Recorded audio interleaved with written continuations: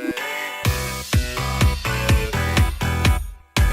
wouldn't be a Level Up cast without a little interactive talk, so please welcome special guest Joe Tingali, founder of Digital Continue. Welcome, Joe. Thank you very much. Having a good E3 so far? It's been awesome so far, yeah.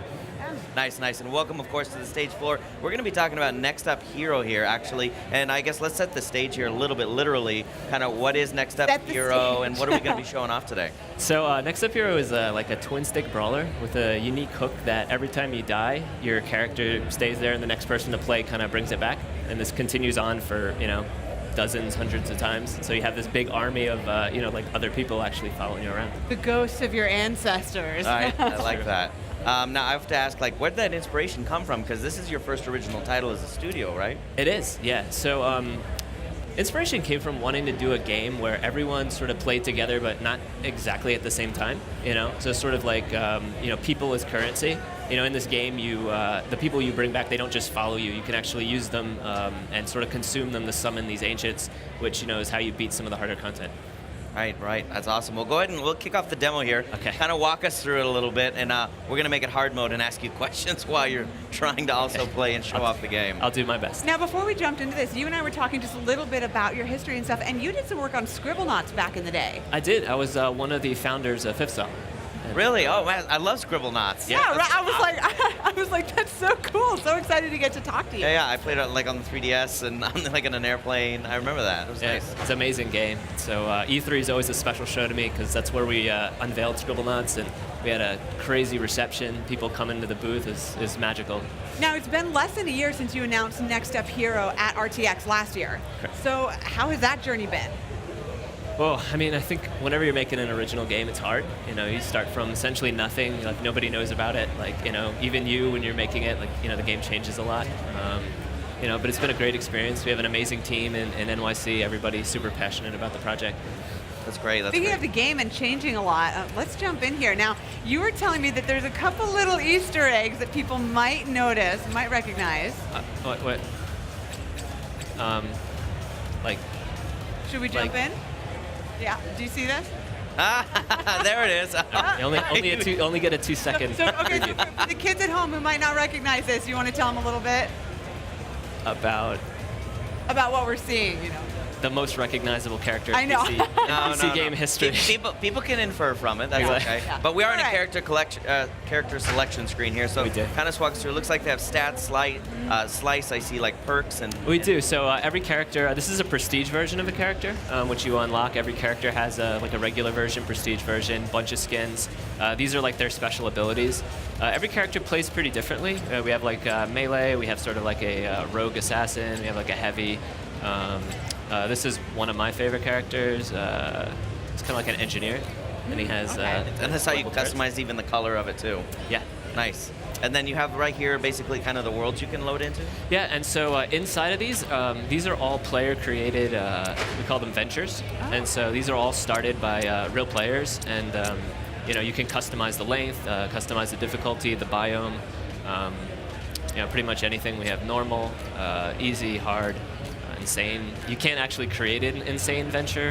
It just over time, as people play and as people sort of extend it, it sort of changes into an insane venture.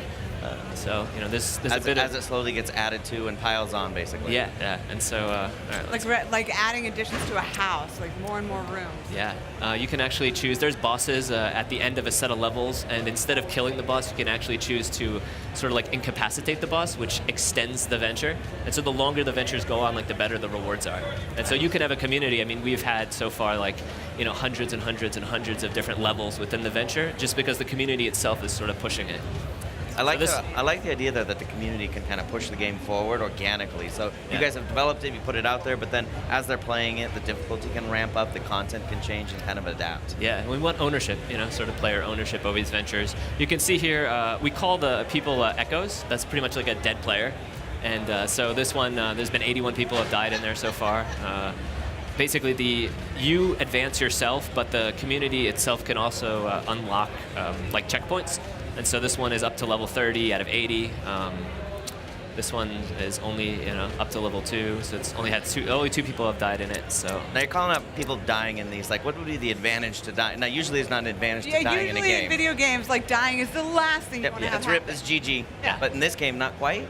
no, yeah, in this game, it's actually advantageous. Like we've seen a little bit of like strategies of people actually dying on purpose, just to sort of seed a level, and then they come in or their friends come in and they basically have a bunch of other people to bring back and help them. So this one actually is a co-op right now, so there's somebody else online playing, so we can jump on. We have a local co-op on console. We have online co-op, obviously, for PC, and so a lot of fun. And then you're mentioning the word echoes here. What is an echo specifically? So an echo is, if you watch right here, these are people that have died before.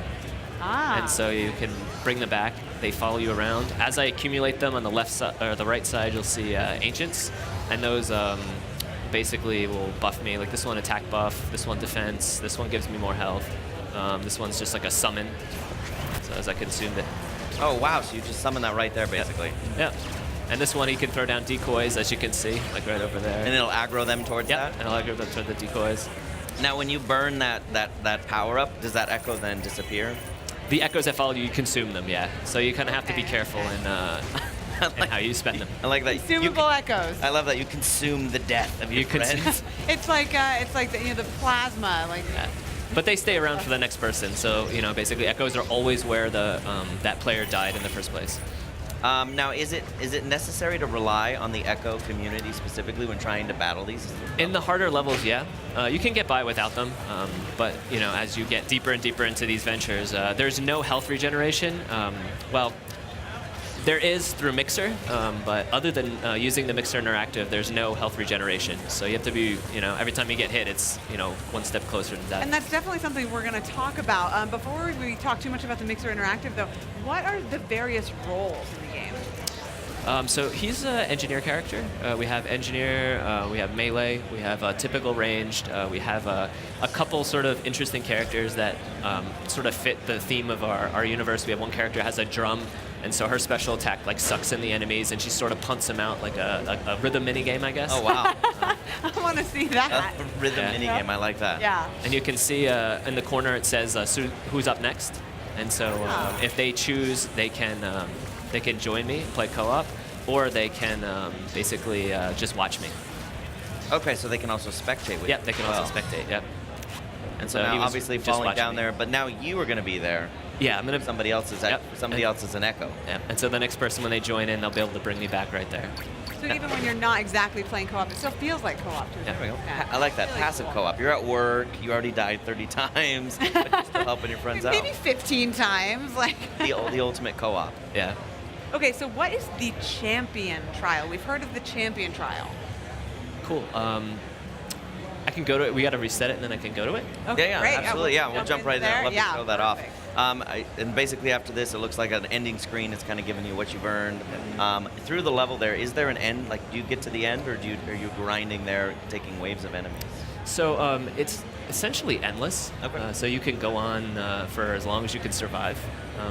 I'd say like eventually you're going to die, and you can get, if you choose to kill a boss, it does end the venture, and then everybody that participated, they get like rewards mailed to them. Oh, wow. All right. Nice. So that way that Fantastic. you basically will log in the next time, and next time you log in, they'll be automatically delivered.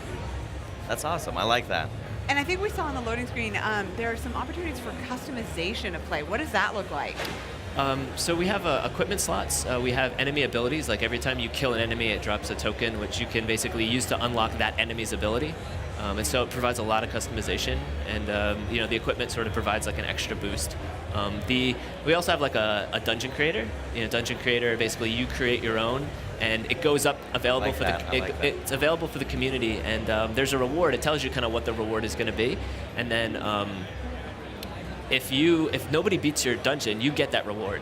But if somebody does, then they get it. So it's like you want to kind of like make your dungeon as hard as possible, but you have to spend currency obviously to make it. So it's like the right balance. Oh, I'd make mine trolly as heck. Ooh, like I would just try to troll players and get them in little traps. Yeah. Maybe see if you can get them in a tight corner, get some AOE damage. Yeah, on and there's a whole bunch of level modes as well. We have a lot of hard modes, like mode where it's dark, so you can't really see anything. Oh, those would be nuts. Those levels. Ugh. So things like come off the screen and just kill you. It's kind of cool. Just slide out of nowhere. Yeah. That's probably what I would do. We also we have like 1 HP, so you get hit one time, you're dead. That's the hard. Evil. It is. It's evil. It's hard. And then there's ones where the enemies also have 1 HP, so that's a little bit more fair. Do we have time to take a look at that Champions trial real quick? I think we need to reset. Oh, have them reset the game? Yeah. Oh, okay. Maybe we can flag somebody. There we go. They're going to reset the game. We'll do while they're going to reset this so we can show off that, let's talk about the interactivity. Yes, so mixer interactivity that we briefly touched on earlier. So obviously with the mix play buttons below the screen, they can, we have all sorts of games that you can use interactivity with, where you can help the player or hinder the player. What do those types of interactive opportunities look like in Next Up Hero? So it was really awesome. We actually we had a phone call with them, a Mixer team, and sort of learned what was possible with mixed play, which we didn't really know at the time. And it took Nitin, our tech director, basically he spent like a weekend and got it like in the game. It was just like amazing within how fast. 1 weekend. In 1 weekend. And so we were playing around. There's a lot of stuff you can do. It's sort of like a meta game on top of the regular game. So we call the Dirge and the Commander. The Dirge is sort of opposed to the hero, and the Commander sort of helps the hero. So the Dirge can spawn enemies, they can buff enemies, they can heal enemies, they can spawn shadows, like a shadow version of the actual heroes, and then the Commander can actually spawn echoes in the game, and they can do a one-time heal. They can direct sort of the echoes to go to certain enemies if they want to prioritize killing a certain enemy. So it's sort of like you have the streamers playing, and then the audience is kind of against they're playing this meta game on top of the game, competing against each other. I know at Mixer we love to talk about how streaming is the next way to play, and I think you're doing an awesome job incorporating that into Next Up Hero. So it's so cool to see that. Thank you. Let's take a quick look here. We're completely biased, obviously. I know, just slightly. We love the interactivity, but anytime you can put the tools into the viewer's hands, be a part of it. And I like that they can get those clutch moments, maybe save them when they're right about to die, maybe throw some. So this is we were talking about earlier, loadout, and so so these are all the abilities that drop from the enemies. Oh, all right. You can level up your hero to level 10, and so basically at level 10 you get to equip a second ability at the same time as the first one. This one will basically give him an extra projectile for his attack. And you can customize this before you load it in any round. Different items you collect in the game. Okay. Are those stuck in the middle with you? Look at those names on those. I just caught some titles. Yeah, there's a lot of puns, a lot of music-based puns in here. So cloth undergarments, always a great thing to have on hand. The most important cloth you might need. Yes. All right.